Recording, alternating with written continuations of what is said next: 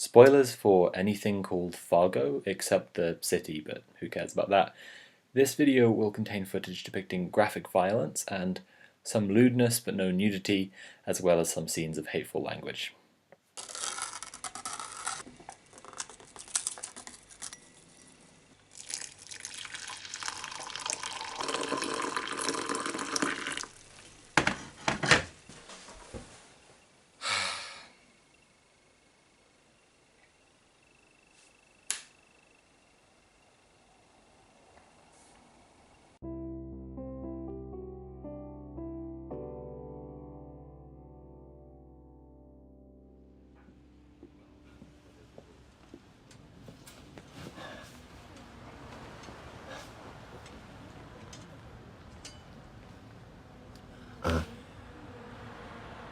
Did you? Jeez. Did you really kill him, Sam? Oh my God. Is Sam dead? How do you feel about that? Well, I mean, of course it's, a tragedy. Well, why'd you kill him then? Now, hold on a second. I've been thinking recently about Fargo and what it is. There's a movie called Fargo, and there have now been 3 pretty high-quality seasons of television, also called Fargo. But the thing is, the movie doesn't contain any of the same locations or characters as the first season of the show, and the second season is set 30 years before the first, with only about 3 characters appearing in both. The TV show is an anthology series, each season being pretty wildly disconnected from the previous. You only find out for sure, deep in the first season, in a flashback from a side character, that the show and movie take place in the same universe at all. I know if I had a friend and I asked them, would you like to see Ron Perlman read out Friedrich Nietzsche's aphorisms on love and hate, and they said, heck yeah I would, then I could solidly recommend Fargo to them. But that also isn't something that happens in Fargo. The film and the show are different in tone, in pacing, in filming. They are also made mostly by different people, but unlike many other adaptations, Fargo has successfully avoided creating a contingent of fans that say, that isn't Fargo. I've even talked to fans of the movie who don't like the show very much, who are still happy to say that it's Fargo. The movie, that's a Fargo, and the show is a Fargo, so other than how people from Norfolk say a long distance, what is a Fargo? Big Joel did a video recently about The Last Airbender and what it basically means to adapt something. It's really good and you should check it out, it'll be in the description. In the video he talks about how characters in adaptation are different and distinct from characters in the source material, because although people copy the characters and settings and stories in an adaptation, the adaptation has a different soul. That different essence makes the copies different. A good extreme example of this would be the movie adaptation of the book Starship Troopers. The film is essentially a parody of the book. It copies characters and settings and plot, even dialogue, but at its core, the book is straight-faced and the film is satirical. The book puts forward ideas totally seriously, and the film says those ideas are total shite. Fargo is interesting to me in this context because I think that by changing everything, it manages to retain that same essence that makes it Fargo. That essence is something tangible but hard to describe. I think that essence is an idea, and if you bear with me, I think I can show you what that idea is, and maybe even, if you like, why it's true. Section 2. This is a true story. Fargo by Joel and Ethan Coen was released in 1996, just like me, and starred Frances McDormand, William H. Macy, and Steve Buscemi. It went something like this. Jerry Lundegaard is a car salesman and Fucking liar. he wants to get money out of his wealthy father-in-law, Wade, for a con he's running. Wade isn't interested in giving Jerry any money because, have you seen Jerry? Jerry decides to have his own wife kidnapped so that Wade will pay her ransom, which is when he hires a scary silent dude and Steve Buscemi, who is playing Steve Buscemi. Dan, I'm not going to debate you, Jerry. Okay? I'm not going to sit here and debate. Oh, that, by the way, is the scene, singular, of the film that takes place in Fargo, North Dakota. Steve and Scary Quiet Dude kidnap Jerry's wife and hole up in a cabin by the lake. Oh, and along the way, they manage to kill 2 civilians and a state trooper, like you do when you're a professional. Enter Marge Gunderson, pregnant police chief of Brainerd, Minnesota. Margie is some fucking detective, but more importantly to the film, she's modest and hardworking and nice. Jerry informs Wade about the kidnapping, and Wade insists on taking the ransom money to the meeting personally. Steve Buscemi kills Wade but ends up getting shot in the face. Oh no! Steve Buscemi's illustrious modelling career is ruined! Back at the cabin, Steve and Scary get into an argument, and Steve's day gets a lot worse. Marge arrives just in time to see Scary loading Steve Buscemi's body into a wood chipper, manages to subdue him, and then low-key lectures him about morals and doing the right thing on the way to jail. There's more to life than a little money, you know. Don't you know that? Oh, also, Jerry goes to jail. Also, Margie's husband won a painting contest. The end. The film wasn't a blockbuster, but as with many of the Coen brothers films, it became a cult hit. Aspects and elements became recognizable as the core of what made the movie Fargo.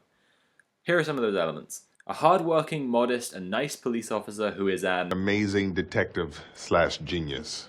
A small town in Minnesota. Crime related to Fargo, North Dakota. A cabin by the lake. A certain dark humor. Oh, right, and lots of horrible, violent murder. In Fargo, there are all sorts of strange interactions and scenes that seem to go nowhere, but they all really combine to the bigger picture in some way. Here's an example.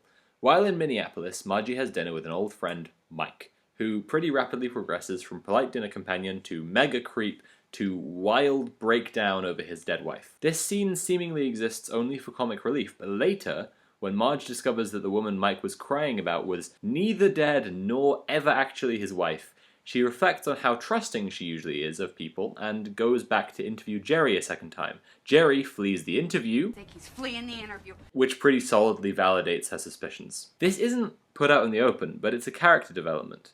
The movie brings about this sense that everything happens for a reason, even if you get to the end and still don't see what that reason was. The first time I saw Fargo, I certainly didn't see any point in that scene with creepy Mike, but the film really doesn't play right without it. This is another one of those elements that gets carried over in the adaptation. Everything in Fargo happens for a reason, just sometimes a slightly mysterious reason. The other elements so far have been superficial, surface level, but this starts to scratch the surface of Fargo's worldview. This is one of those elements that makes up that essence.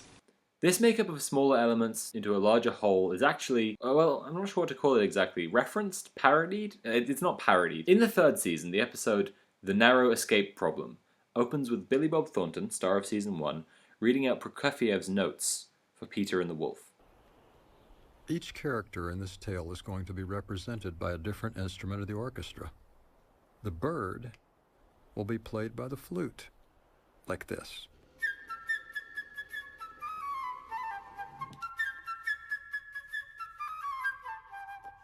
Here's the duck, played by the oboe.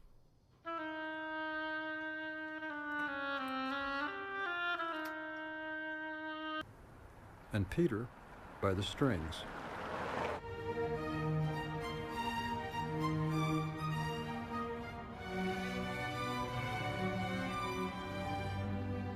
But then, instead of the orchestra coming together to play Peter and the Wolf... Are you sitting comfortably? Good. Then I'll begin.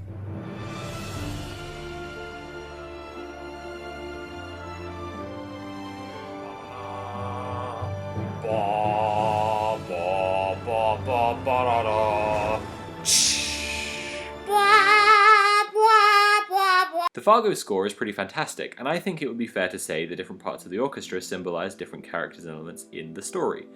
I think we should focus on one more superficial element though, and what it represents. Something that appears at the start of the film, and every single episode of the show. That's right, it's Netflix telling me to switch off my VPN. I'll switch it off when I'm dead, you corporate fucks! You can pry my VPN out of my cold, dead hand! Okay, no, it's the title text, which reads, "This is a true story. The events depicted in this film took place in Minnesota in 1987. At the request of the survivors, the names have been changed. Out of respect for the dead, the rest has been told exactly as it occurred." That's on the film, anyway. The show changes it appropriately for the times and places it refers to. Fargo is not a true story. Nothing in Fargo happened, especially not the flying saucers in Season 2. We'll get to you, flying saucers. The title text of Fargo isn't trying to trick you. Well, it is, but it's not just trying to trick you. The Coen brothers make films that are quite mischievous and play around with your expectations a lot, and This Is a True Story is a part of that. It's also, however, a bit of a philosophical statement. In the show, the words "this is a true story" appear, and then fade partially and say, "This is a story," and then leave just the word story before vanishing completely. At first, Fargo claims to be true, but then it lets you know it's just a story. But last, it just leaves that word story. You're invited to think about what a story is and why stories are told. Fargo tells stories to get across a point of view about the world, and if you agree with that point of view, then in a way, those stories are true, because all those stories say is, this is the way the world is. I'm getting ahead of myself. Fargo the movie, 1996, contains two types of characters. One kind is a crime drama half of Fargo, and the other kind is the small town Minnesota nice. You've got greedy people and people who are happy with their lot in life. The people who are happy with their lot in life are polite and hardworking, and just do their best to get by, and the greedy people have been tempted by some kind of evil force. Section 3. Lester and Lorne. I once saw Martin Freeman in a play. He was supposed to be playing Richard III, but he was really just playing Martin Freeman. I don't mean to call Freeman a limited actor, but he's definitely what you call an everyman. He's typecast that way a lot. Him being cast in something is often shorthand for, "Hey, audience! Relate!" Billy Bob Thornton was relatively unknown before Fargo. He'd been in a Coen Brothers film before, but otherwise it feels a bit like he came out of the darkness to just become Lorne Malvo. I heard a story that he gave himself the haircut he has in Fargo, and when Noah Hawley, the showrunner, saw it, he cast him on the spot. And I refuse to Google that or check it in any way, because that's the best goddamn thing I ever heard, and I don't want to ruin it. Fargo Season 1 goes roughly like this. Lester Nygaard is a relatable everyman and underdog. His wife is permanently dissatisfied with him as a man and constantly berates him. He lives in Bemidji, a small town in Minnesota with probably the cutest name ever. He's still harassed by his high school bully Sam Hess. I've only ever seen that actor in one other thing, by the way, and he was a real piece of shit in that too. I'm sure he's nice enough in real life, but I just see this guy, I'm like, what a jerk. Anyhow, Sam Hess isn't around for long, because Lester runs into professional assassin Lorne Malvo at the A&E, and Lorne decides to deal with Lester's Hess problem for seemingly no reason. Lester is initially horrified by this, but then Lorne makes a terrifying and terrifyingly persuasive pitch for, murdering his wife. We used to be gorillas. We used to be gorillas. We used to be gorillas. Lester does this because he's a brain genius, and then calls Lorne for help because he's a giant baby man. Local police chief Vern Thurman shows up to question Lester about Sam Hess and discovers the crime scene, but then gets killed by Lorne. Later, Lorne appears in Duluth where he meets Colin Hanks, and then Lorne makes a cool, scary speech. And if you enjoy Lorne making cool, scary speeches, you're in for a fucking ride with this season. Back in Bemidji, Lester's life gradually gets better and better while he continually tries to avoid detection by Amazing detective / genius. Molly Solverson. Yes, she is a detective called Solverson. He is, however, also trying to avoid murder by Mr. Wrench and Mr. Numbers, who have been sent by the crime syndicate from, ta-da, Fargo, to investigate Sam's death. Molly, her dad Lou, and Colin Hanks gradually join forces to investigate the crimes of Lester, Lorne, and the Fargo syndicate. Lorne kills Mr. Numbers, and we all feel really bad for Mr. Wrench because they were buds. He takes out the Fargo syndicate and eventually partners with Dennis from Always Sunny to blackmail the avocado king of Minnesota, Stavros Milos. After a little time jump forward, Lester is a slick sociopathic salesman and Lorne is in deep cover as a dentist trying to get enough info to assassinate someone in witness protection. Faces. Molly Solverson and Colin Hanks are now married and Molly is pregnant.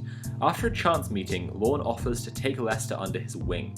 Lester accepts because he's a brain genius, but then is scared off by Lorne killing people because he's a giant baby man. After this, Lester dies, Lorne dies, Key and Peele show up but then die, and Molly, Lou, Colin Hanks and his daughter all live happily ever after. Also, Colin Hanks is a postman now because he was never a very good police. So, what was going on there, and why is it a Fargo? Well, if we go down the superficial similarities checklist, there are lots of disparate elements that Season 1 has in common with the movie. There's a hardworking, modest and nice police officer who is an Amazing detective / genius.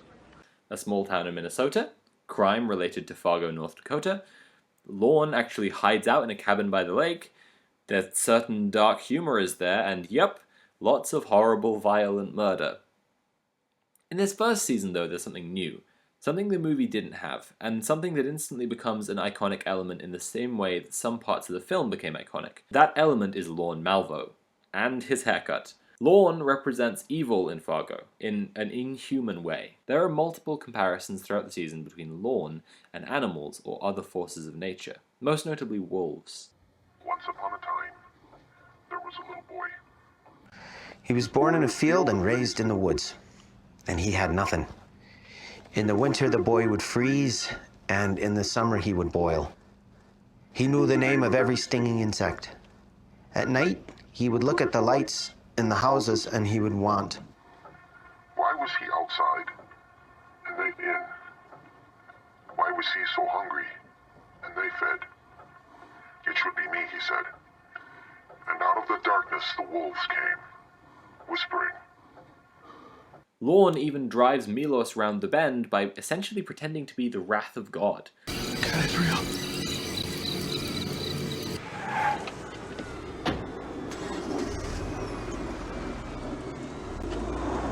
When Milos is worried that Lorne will kill his son ends up being killed by a tornado. Lorne and the forces of nature seem to be on the same page. Lorne is a tool progressing the story rather than a character in it. He doesn't even act very much like he himself exists. He doesn't seem to care very much about himself. The show gives these subtle, little pointers to this. He's nihilism personified, and naturally a person who embodies nihilism would act a little like they don't exist, like a force of nature rather than a character. Take a look at the scene where Lorne goes to get a package from the post office. He says that there will be a package for Duluth, the city they're in. The mailman tells him it'll all be marked for Duluth, and asks his name. Lorne says, I already told you my name. The mailman says, your name is Duluth? And Lorne says nothing. The inference that Lorne allows the mailman to take is that his name is Duluth. And sure enough, when he looks, there's a package marked only Duluth. But here's the thing. The package is from the syndicate Lorne belongs to and contains the details of his new fake identity. In a way, he has no name and no identity at this point. So when he says, I already told you my name, maybe what he means is, I didn't tell you anything, because I don't have a name. The actual name Lorne Malvo is just the names of two different semi-famous murderers, Lorne Acquin and Lee Boyd Malvo. If you watch the scene where Lorne convinces Lester to kill his wife, you'll see Lorne espousing this nihilism. He responds to Lester saying Sam's death is a tragedy with, Well, why'd you kill him then? The deliberate removal of Lorne's agency from that version of events is part of Lorne's pitch, making Lester complicit in one murder already, but it also presents Lorne as he no doubt wants to be seen, as a force and not as a man.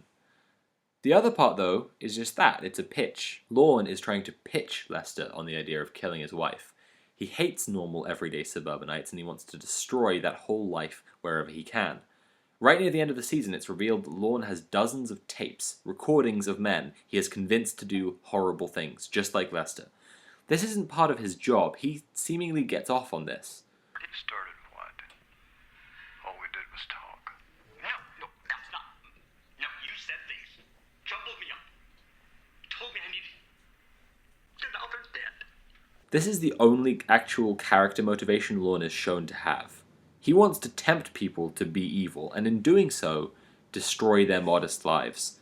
The film showed us two kinds of people, and one of those kinds of people were tempted by greed and a force of evil. The show personifies that force of evil. In this first season, with the main character being won over by Lorne, there's a natural inclination for the audience to get won over too.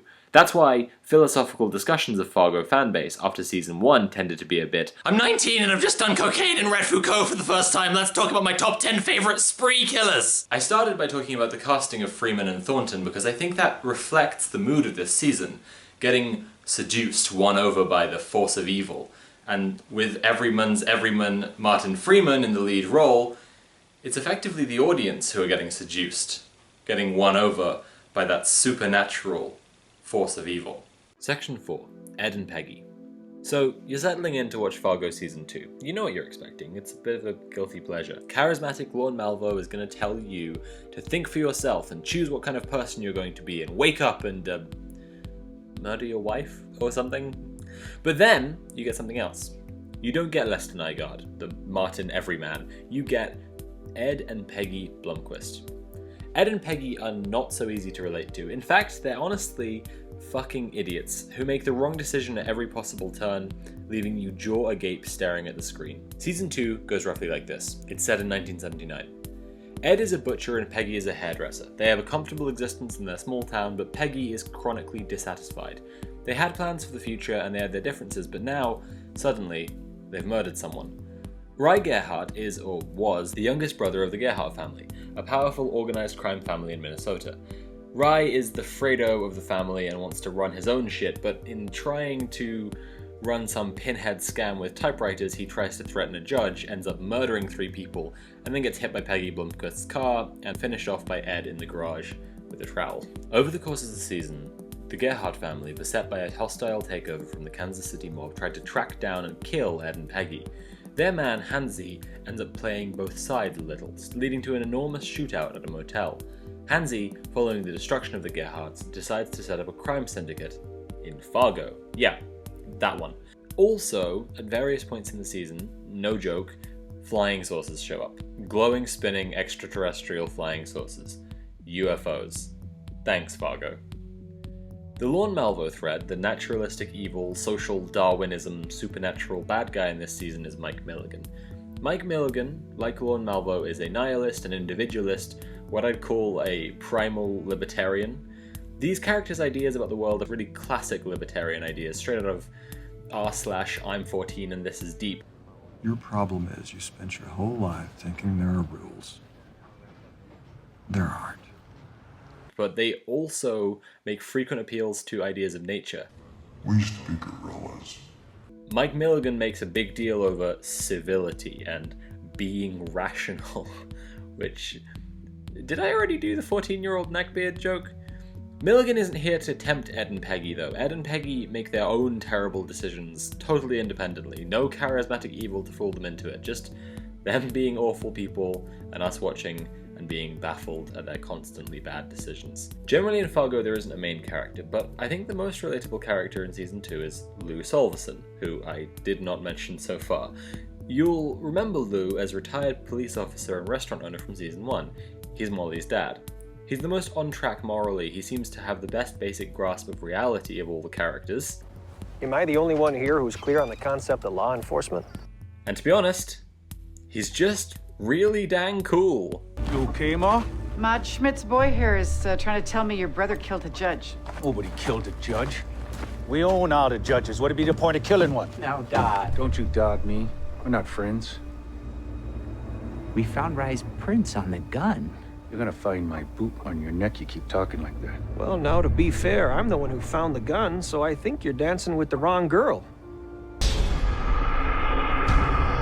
Lou's story in Season 2 doesn't involve many twists and turns, because he's trying to just keep the peace and solve the various murders that have happened. Lou's clear understanding of the big picture and solid morals make his perspective an interesting one for the audience, and we can see that looking at Ed and Peggy. Ed and Peggy serve a purpose in Season 2, and that purpose is to make you go, what the fuck are you doing? If Ed and Peggy's narrative did its job on you in Season 2, you'll go back and watch Season 1 again, and you won't find Lester relatable at all. That's because you've been experiencing them through the eyes of Lou, and Lou just basically doesn't find it that hard to do the right thing. To be happy with his lot in life and, like, not do murders? In one scene, Lou tells Ed and Peggy that they're just like people he saw die in Vietnam. They've been blown up by a mine and everyone else can see that they're already dead, but they haven't realized it yet. To be honest, Patrick Wilson's performance in this season, but in that scene in particular, is fucking stellar, and the fact that some of his reactions in that scene aren't popular memes is a crime. That man you hit, his name was Rye Gerhardt. Hit a tree, we told you.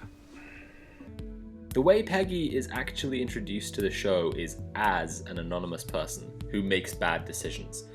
Before you see her face or know her name or anything, she's just a driver who hits Rye Gerhardt and then, rather than stopping and getting help, carries on driving with an injured man hanging through her windshield.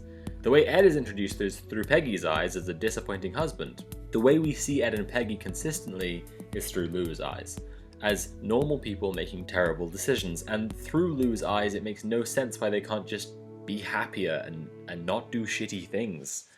At first, looking out for common elements being brought across between each iteration of Fargo, I thought that Hansi, the Gerhardt's guy, was the analogue for Lorne Malvo.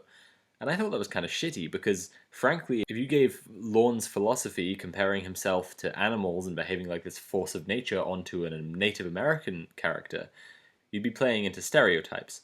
I realized, though, after Hansi goes on to found the Fargo Syndicate, that his character is there to show something else. It's set up that Hansi undergoes extensive surgery, and it's confirmed that he is the same person shown as the boss of the Fargo Syndicate in Season 1, known as Moses Tripoli. And in his first scene, he's filmed eating quite viscerally. It's a common film shorthand for a greedy character. Of course, Lorne Malvo kills Moses Tripoli and the whole Fargo Syndicate, so what does that mean for Hansi's arc? When he tracks down Ed and Peggy, he asks Peggy for a haircut. He puts himself in a very vulnerable position, and in classic culture, cutting hair is tied with losing power. He states that he wants a more professional look. So we can read into this that he really wants to leave his life of crime and greed behind. Instead, though, the haircut is interrupted before it can start, and Peggy stabs Hansi with the scissors. The one time he makes himself vulnerable, he's betrayed, and now, instead, he goes on to become Moses Tripoli. He doesn't leave it all behind. Instead, he becomes greedier and crimier, and the world of Fargo punishes him in the end. In a way, I think Hansi's story is written as a tragedy. The use of the UFOs in this season seems pretty bizarre and out of place. There was a tornado full of fish in Season 1, but that seemed just about believable, so why are we suddenly seeing flying saucers? I think it's because Fargo's philosophy takes a leaf out of H.P. Lovecraft's book. Okay, I guess I shouldn't use that idiom for actual authors? What I mean here is that Lovecraft used the existence of a huge, indifferent cosmos to create horror, but Fargo wants to remind us that we're small and insignificant, in order for us to realize there's no time to be shitheads. In Season 1, there are a variety of references to higher power, and then the fish tornado shows up. In Season 2, there are extraterrestrials. In Season 3, we actually meet some kind of divine justice. If you're so minuscule in relation to the whole universe, why waste your time being tempted by greed and evil when you could just be nice? That seems like a bit of a judgmental place to leave your worldview, though, doesn't it? Lou's true moral compass might work for him, but who is he to judge Ed and Peggy for not being as moral as him? Well... Section 5. V1e Vargas and Greed. V1e Vargas is the most repulsive villain. The show wants you not to empathize or relate or be won over. He is uncharismatic and pretty gross, and a racist, misogynistic shithead to boot. A fat woman is inherently untrustworthy, as she is a sensualist who sees no real difference between a pastrami sandwich and a dick in the mouth. There's no call for that kind of language. No. The female Jew is especially vulnerable to the zaftig seduction of the forbidden, being part animal. What are you doing? Vargas is the force of evil character in Fargo Season 3. He is enigmatic and powerful and constantly philosophizing at the other characters. He hands out lessons and riddles and fables, just like the other seemingly superpowered murderers we've seen so far. If Ed and Peggy's job was to make you look back at Lester as an idiot, V1e Vargas is to make Lorne Malvo retrospectively repugnant to you. There's a scene in Season 1 where Lorne Malvo uses vague anti-Semitism to intimidate Colin Hanks' Jewish neighbor. Which building? The one with the Jew bus outside? There it is. Now the truth comes out. And if Season 1 existed in a vacuum, as it did until the newer seasons were made, I would have definitely argued that Lorne was just pretending. He was giving the neighbor some kind of credible but scary reason for him being there, so that he wouldn't catch on to his actual intentions. But now, after V1e Vargas, I can't know that for sure, and I think that's the point.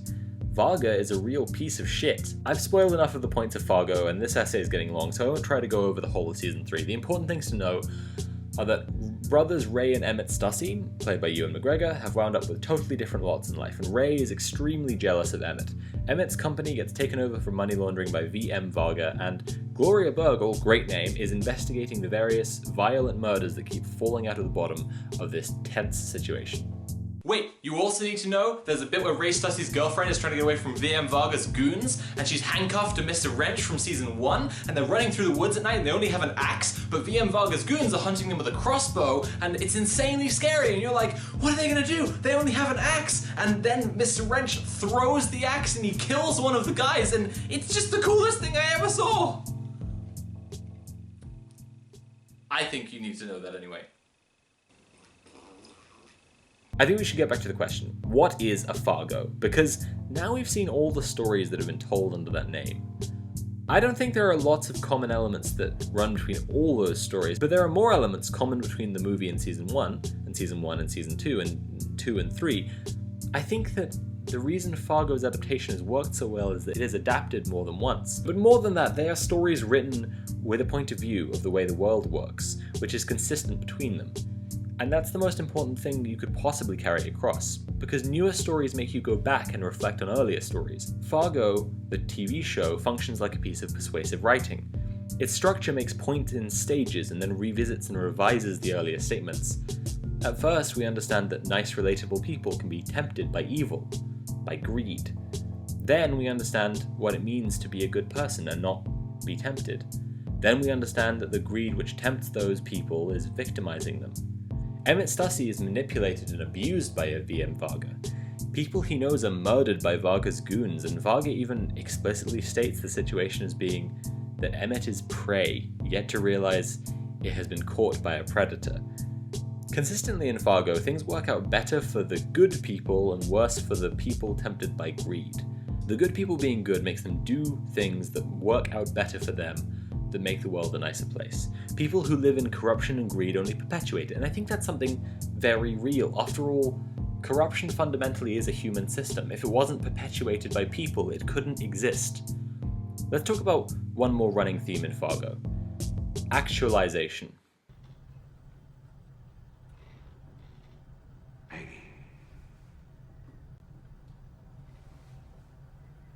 Have you actualized fully? Every Fargo story has this element of characters trying to become their best selves in some way.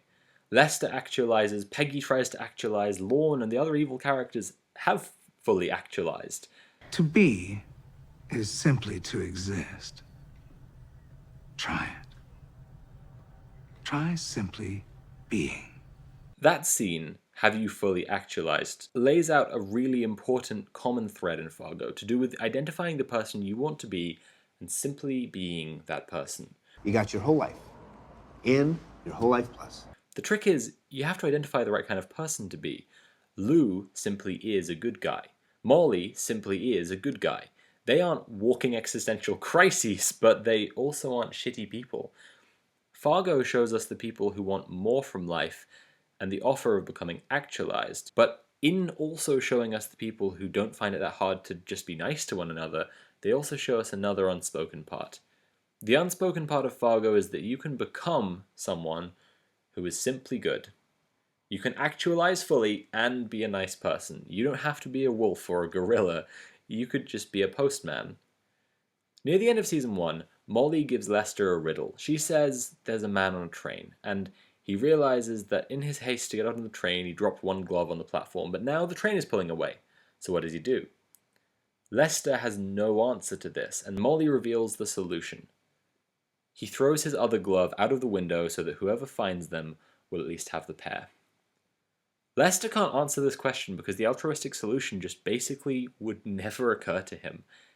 It's not just my favorite scene in Fargo, it's one of my favorite scenes in basically anything. That riddle asks not how you solve a certain problem, but exactly what kind of person you are. At the end of Season 3, V1e7 Varga is finally in custody, and Gloria is a more powerful law enforcement officer. Varga has been traveling in Europe under a new name, Daniel Rand. Huh. Rand. Did someone say something earlier about libertarians or... Huh. Crucially, we don't know how much more power Gloria has. She says she's going to have someone take him to jail, and then go to the county fair with her son and get Snickers bars. Varga says she's wrong, and what will happen next is that someone who outranks her will come in and say he's free to go, and she won't be able to do anything about it. And I will stand from this chair and disappear into the world, so help me God. So the show pits two sides against each other. Varga says, trust me, the future is certain. But frankly, this is just scary Terry. Why should we trust this guy? Why believe him? On the other hand, how much power does Gloria have now? Rikers and Snickers bars. You'll see. We can't know, so the show is letting us decide, just like the riddle that Molly gives to Lester, and just like that riddle, the answer depends on who we are. So, is VM Varga right? Or is it Rikers and Snickers bars? That's up to you. But the answer is Rikers and Snickers bars. Well, that was a good one, eh? Didn't have to argue with any racists. I guess I said there wouldn't be any Nazis, but then the guys turned out to be anti-Semites. Oh well, it was a nice relaxing one to make anyway. I'd like to thank Hann The Mann, who does the excellent music for Curio, as well as my patrons, which is a thing I have now. I only cried a little bit when I got my first patron. That's a lie. I'd also like to thank you, the viewer, for watching all the way to the end of the video. If you want to support Curio, there is a Patreon and a Ko-fi, but if you haven't got the money, we are also very online, so you can always follow us on Twitter. The next essay will be Bloodborne and the Lovecraftian Curse of Capitalism, and it'll be out by the end of the month for a Halloween spooktacular. See you then.